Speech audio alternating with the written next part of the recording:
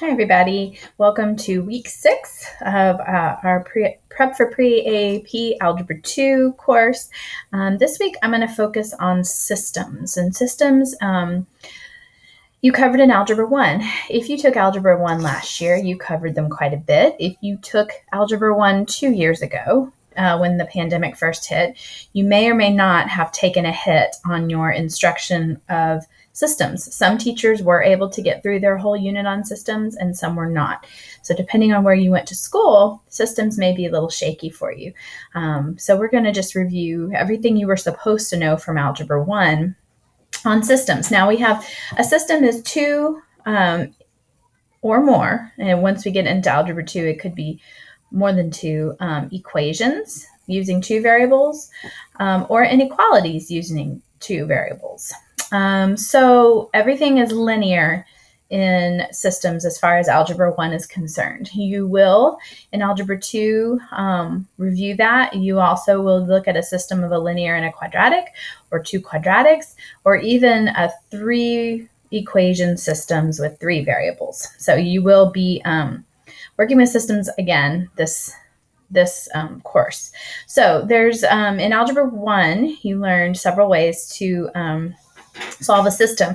There is a cheat on the graphing calculator, but again, I'm trying to get you guys not to use the graphing calculators or math apps, things like that, because in pre-AP, Algebra 2, and even forward past Algebra 2, your use of calculators to get you answers is going to be very limited because you should know how to do this mathematically, algebraically on paper.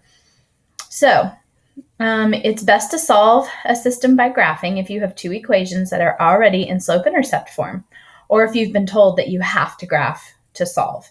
Slope-intercept form is ready to be graphed. So if you have two equations already in that y equals mx plus b form, the quickest way to solve that system is to graph.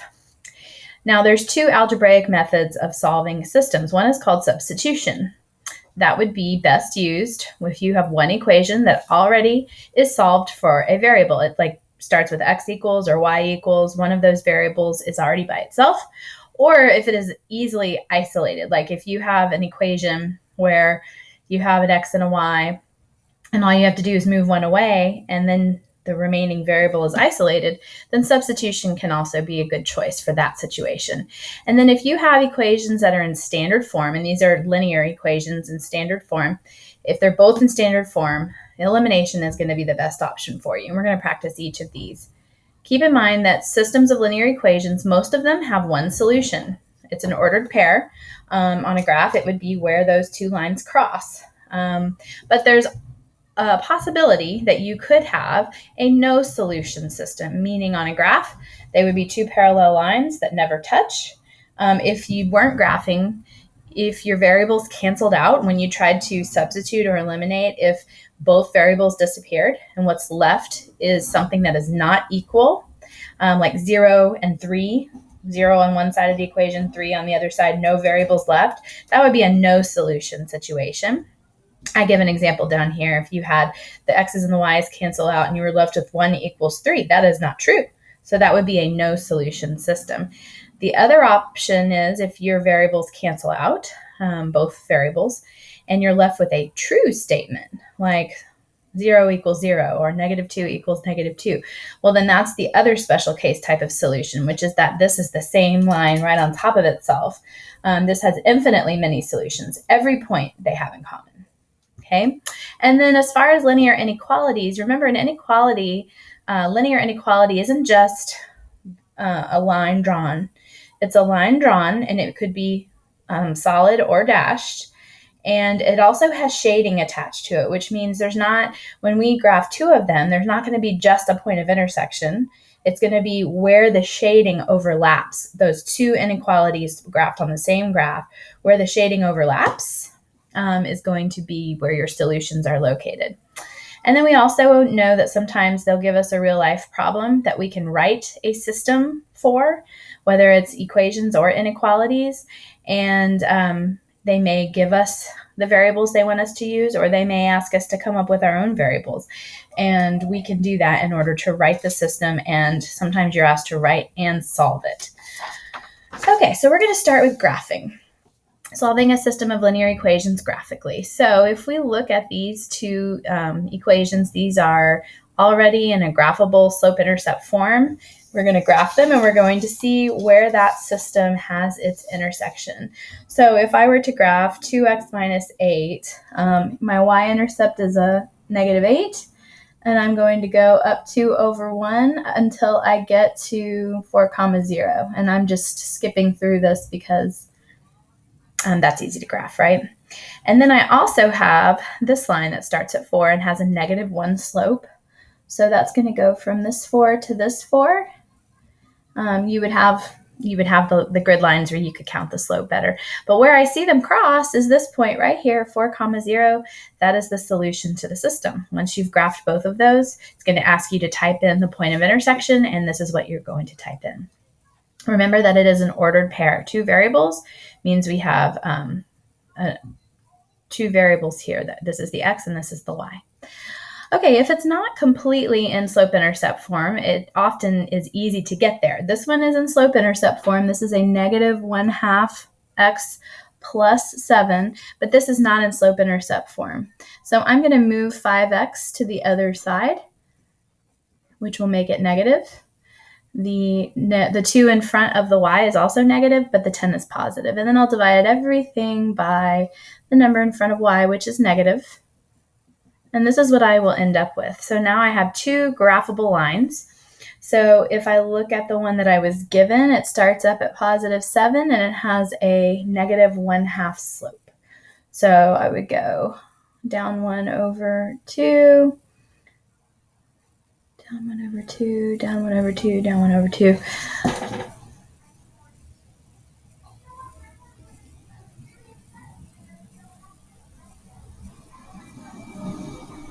Like that. And then I have this one that starts down at -5 and has an up 5 over 2 slope, and you'll see exactly where they cross. If I had graphed that correctly, that would have looked like 4, 5. Again, you'll have a grid line, set of grid lines, x's and y's, where you can clearly see where that intersection is. They just don't print out well for me on this piece of paper. All right, so that's how you graph a system of equations and look for the solution graphically. Now, more than likely, you're going to be asked to solve these algebraically. All 3 of these ask you to solve with substitution. And the reason they do is because there is already one variable that is isolated. And this is what we're going to put into the other equation for that variable. It doesn't have to be y, it could be x. I'm going to be taking x, and instead of writing x down here, I'm going to be substituting in a -10y. And here I also have something that is isolated, x, and I'm going to be putting this whole expression in for x. So what I'm going to do is practice doing that. I'm going to take this letter y and replace it with -4x in this equation. So that would be -4x equals x minus 5. And all I have to do now is combine my like terms. I end up with -5x equals -5. If I divide that coefficient away, I get 1. So I know that the start of my solution is 1 because that's the x. Now I'm going to take that equation that was solved for y, and I'm going to go substitute this x value in. X is equal to 1, so wherever I see an x, I can put a 1. And I end up getting that y equals -4. So there is my solution to that system. Here, x is isolated. So I'm going to take this equation, and when I get to x, instead of writing x here, I'm going to put a parentheses, and I'm going to substitute -10y in for x. So that's what this would look like. Everything else stays the same about the second equation I just substituted. That would be 50y minus 7y equals 43. 50 minus 7 is 43y. And when I divide that coefficient of y away on both sides, I get y equals 1. Now that's y. So y comes second, not first. Now I can take -10y equals x, and I can plug in a 1 for y, and that tells me that x equals -10. So -10, 1 is my solution for that system. And then I can even substitute a binomial in for x. So that would look like 3y plus 4 substituted in for x That would be 12y plus 16 minus 7y, 5y equals 23. If I combine these two y's, that would be 7y. And I'll take away 16, which is going to give me 7. We got a lot of 1's here this time, didn't we? And I divide by 7, and I get y equals 1. So there is my y value. Now I'm going to plug in a 1 for y, since that's what it said it equals, and I'm going to get 7 for x. So there is my solution for that system. Okay, so that is practicing graphing to solve a system and substitution to solve a system. Now we're going to move on to elimination, right? Yeah, this is up too high. Elimination is when the equations are given to you in standard form. So here's an example of two equations. Both have x's and y's, and they're in standard form. My goal is that I would multiply one of these equations, or perhaps both, by something that will change the coefficients either in front of x or y or both. That's going to cancel out when I combine them. I'm just combining them with addition. Right now it's a negative 1x and a negative 1x. If I add those two together, they don't cancel out. I get negative 2x. Same thing with my y's. So I look at, and it's a choice. Do I want to try to cancel out my x's or my y's? They're both kind of equally easy to cancel out. But when I say cancel out, I mean I need to multiply everything in this row, or everything in this row, or perhaps everything in both rows by some number that's going to change those coefficients and make the variables cancel out. So if I look at these x's there, if one wasn't a positive 1x, they would cancel out.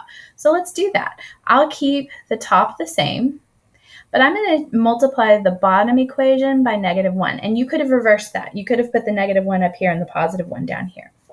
So it's not going to change anything about the top equation, but it is going to change the signs of all the bottom equation terms. So negative 1 times negative x will be a positive x. Negative 1 times 8y will be a minus 8y. And negative 1 times 12 will be a negative 12. That's a 12. And when I add these together, the x's cancel out. That was my goal, was to eliminate a variable. And when I solve for the remaining variable, which is y, I get 1. So I know that my solution is going to end with a 1. So basically, this is a guided version of this right here. So once you put in a 1 and a negative 1, it's going to change these, and it's going to automatically change these. And what it should have given you when you typed in these two numbers is it would have given you a 0x, a negative 6y, and a negative 6, just like I had right here. And that would have allowed you to get to this y value of 1. Now, for x, I just need to plug in this y value of 1 into this equation or this equation, or even one of my new equations. I'm going to just take the top one, and I'm going to plug in a 1 for y. And when I take away 2, I get 4. And when I divide by negative 1, I get negative 4. And so negative 4 comma 1 is my solution to the system. Okay, let's look at this one. Now this one's ready to go. This one's already both in standard form. When I combine the two, the x's cancel out. And what I'm left with is this. That makes y very easy to solve for. I would end up getting negative 6. Now all I have to do is take one of those two equations. I'm going to take the bottom one, and I'm going to substitute a negative 6 in for y. And that's going to give me 3x plus 30 equals 6. Take away 30. That's going to get me negative 24. And divide by 3. And I end up with x equals negative 8. So my x comes first and my y comes second. And this is my solution to this system. Okay. Now, if we look at this last one, the x's are not automatically going to cancel out, and neither are the y's. So I need to choose whether I want to work to cancel out the x's or the y's. Totally up to you, your choice. How can a 4 become a multiple of 10? How can a 10 become a multiple of 4? So you could make those 40 and negative 40. In fact, they already have the sign difference. Let's do that. Let's make everything in here multiply by 10. That'll get a 40x right there.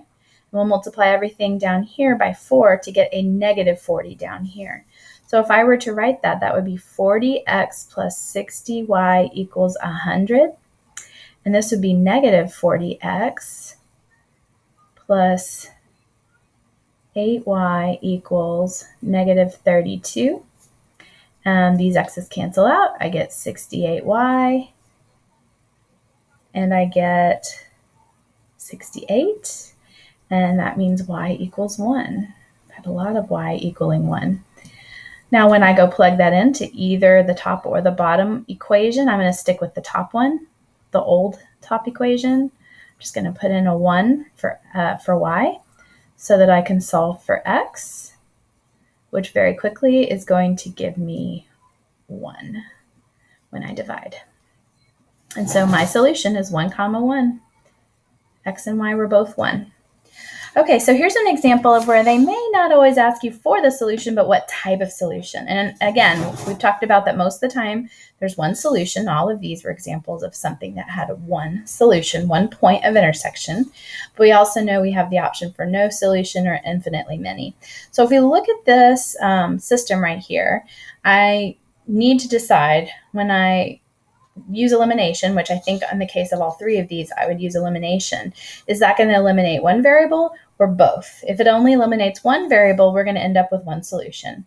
If we accidentally eliminate two variables, then we have to look at what's left. Is it a true statement? If it is, I'll say infinite. If it's a false statement, then I'm going to say no solution. So I'm going to multiply this whole top by -2 because I'm going to try to cancel out that 2x. So negative 2x minus 8y equals 12. Underneath, I'm not going to change anything because I can cancel out those x's like I wanted. But look what happens. I end up canceling out everything. So this side equals 0 and this side equals 0. That is a true statement. That means infinitely many solutions. Now, if I look at this one, I need to multiply by something. They're both negative x's. These are both positive y's, so I've got to have a sign change. I'll multiply the whole bottom by -1 and the whole top by 5. That way I'll get a negative 5x up here and a positive 5x down here.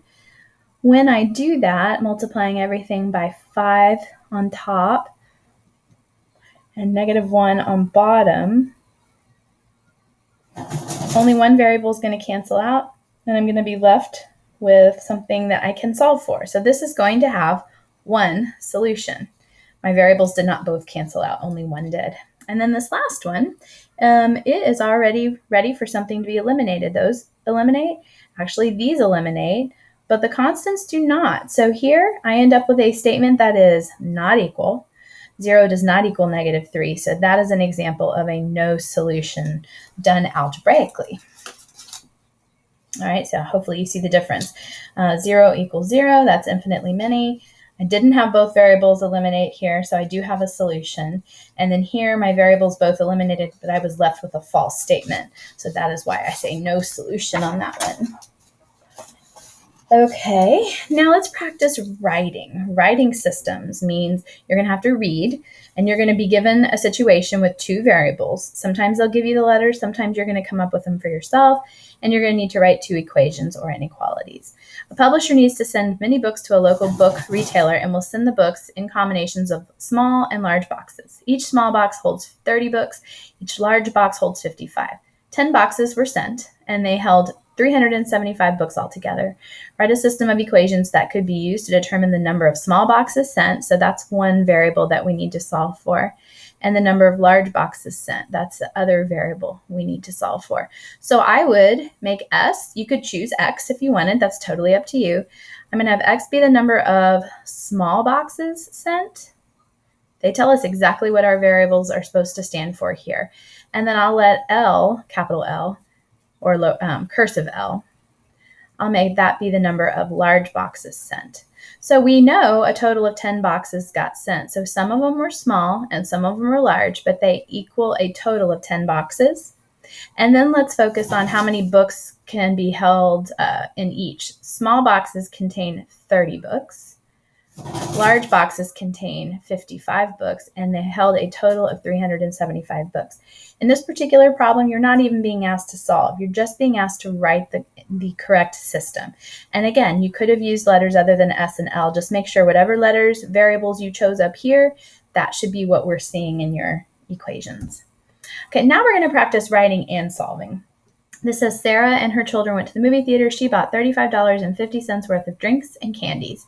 Each drink was $5. Each candy was $4.25. She bought 3 times as many candies as drinks. Determine the number of drinks and the number of candies that Sarah bought. So I would make D be the number of drinks. That's what they're asking us for. And again, you could use X and Y. I'm going to make C be the number of candies because that is the second thing that was asked for. How many drinks, how many candies? So that's what I'm going to make D and C be. Now, we know the price of a drink was $5 per drink. The price of a candy was $4.25 per candy, and we know she spent $35.50. We also know she bought 3 times as many candies as drinks. So 3 times as many candies means we start with candies, and we say 3 times more than the drinks. So that would be my second equation. So I'm ready to solve now. I've written my 2 equations. I've defined my variables. I've used those variables in 2 equations. This would be a great substitution because they have C isolated. So wherever I have a C, let me replace it with a 3D.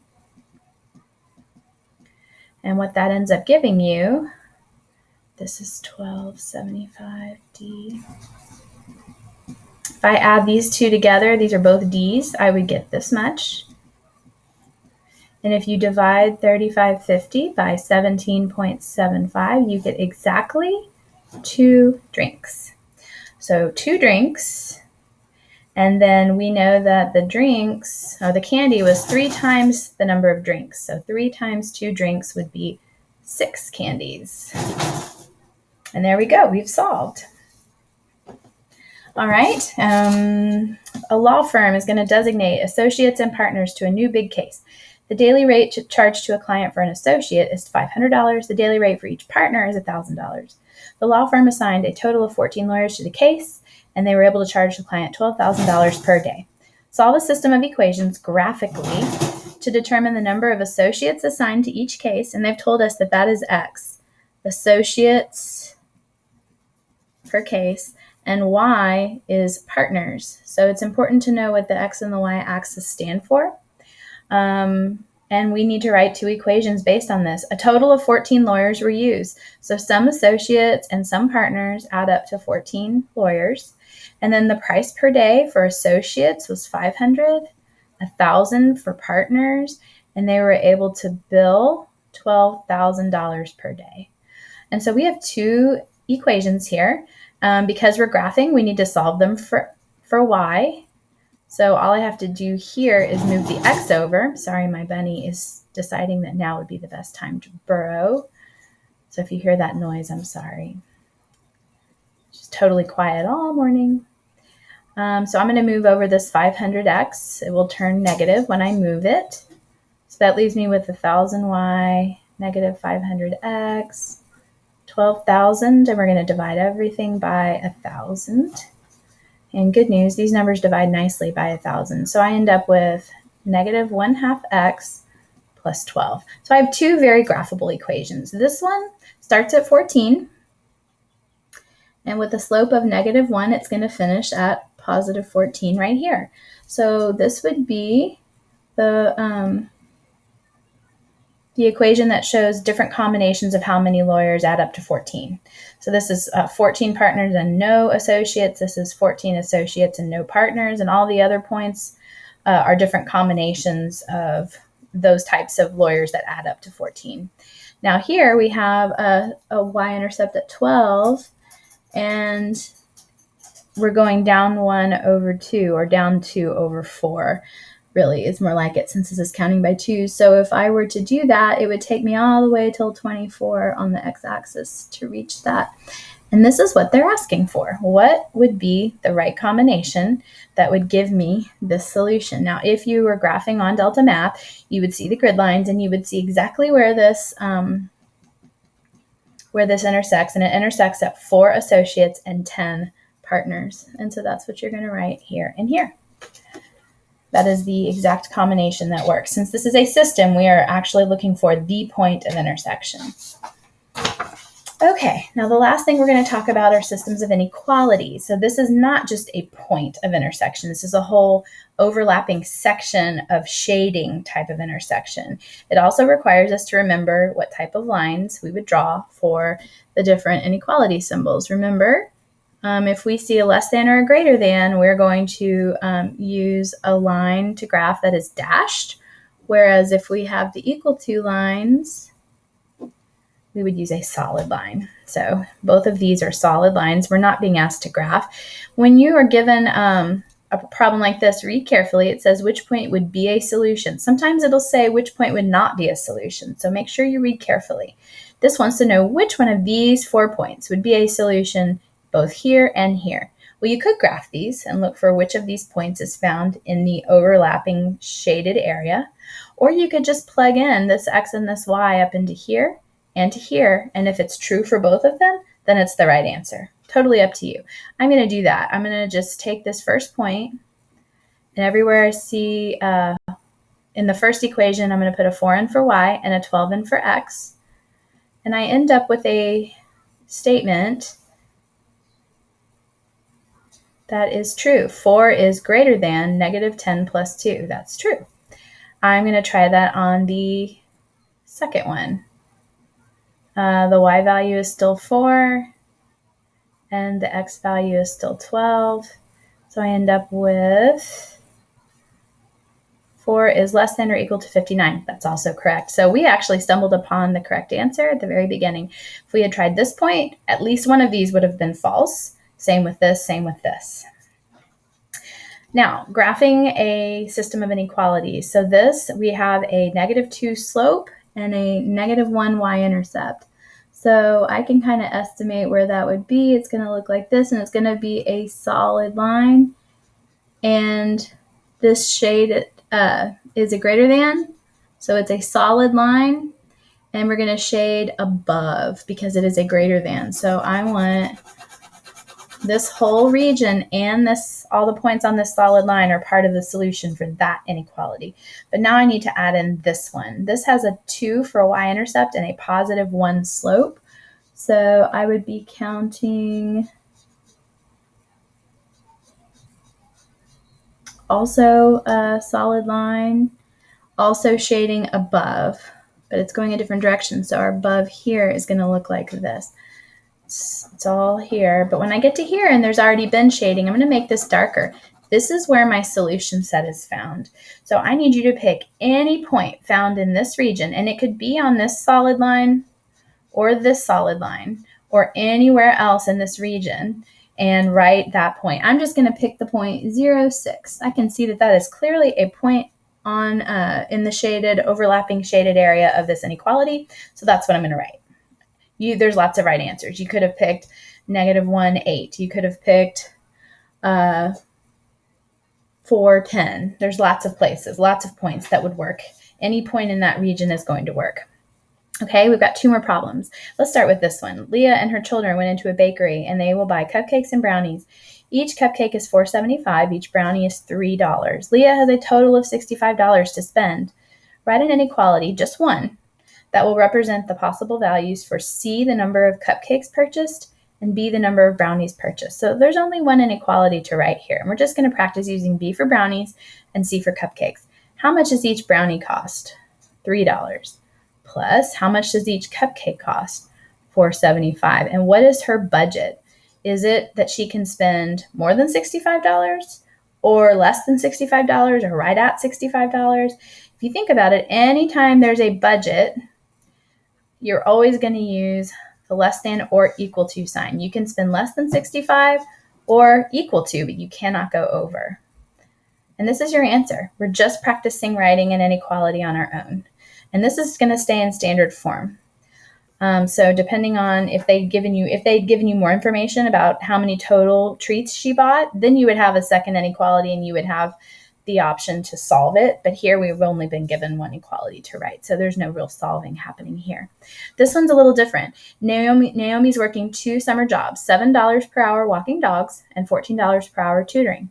In a given week, she can work at most 15 total hours. At most means she can work less than or equal to.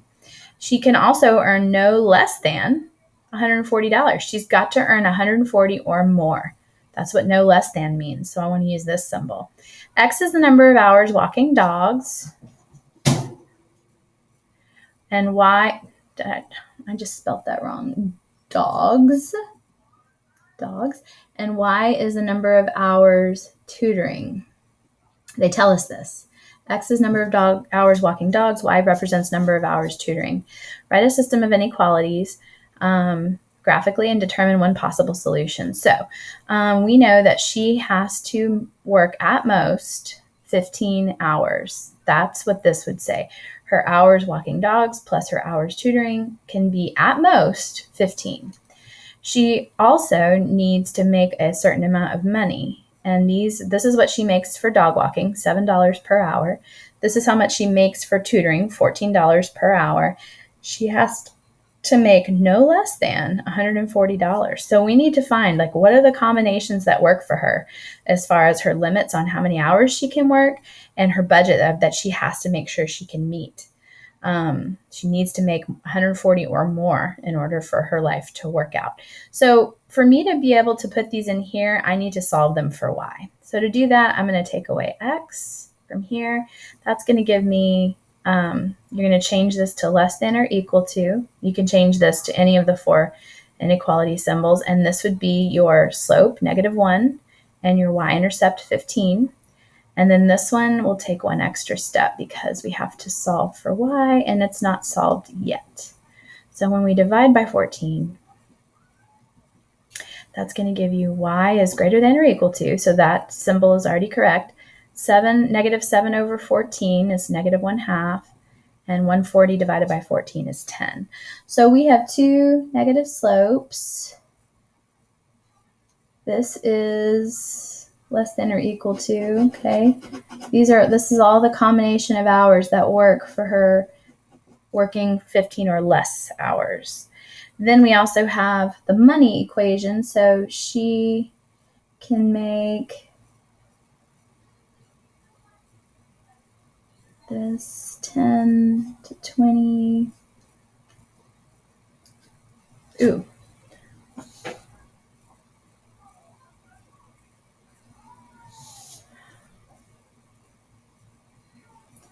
And this is greater than or equal to. So I'm gonna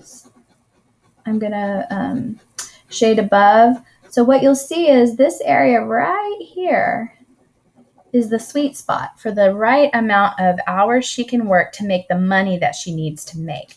Pick any point in that region that is a whole number of hours, or even half hours, I guess. But I would pick 4, 10. I can clearly see that, remember, this is X, walking dogs, the hours, walking dogs, and this was tutoring. They told us Y was tutoring hours. So she could walk, just as an example, she could do 4 hours of dog walking and 10 hours of tutoring, and that would keep her at the budget that she needs, keeping her hours under 15, which is also important. All right, that is it. That's just an example. There are several right answers. Any of these points found in that region will work. See you next week.